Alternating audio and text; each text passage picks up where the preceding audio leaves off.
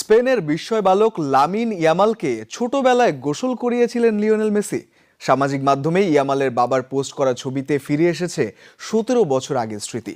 Camp Nuer visitors locker রুমে ছবিটি খুঁজে পেয়ে আবেগাপ্লুত ফটোগ্রাফার হুয়ান মনফোর্টো করেছেন ফ্রেমবন্দি সেই মুহূর্তের গল্প।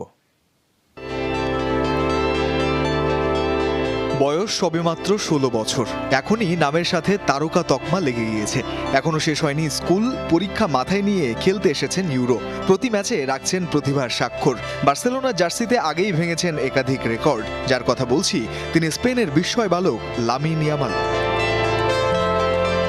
গত মৌসুমে বার্সেলোনার ইতিহাসের সর্বকনিষ্ঠ খেলোয়াড় হিসেবে মাঠে নামেন ইয়ামাল। ক্লাবের পর এবার জাতীয় দলের হয়েও ইতিহাস গড়েছেন তিনি।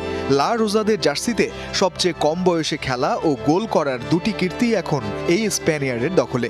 তবে সেসব পেরিয়ে সামাজিক মাধ্যমে ইয়ামালকে নিয়ে চলছে অন্য এক চর্চা।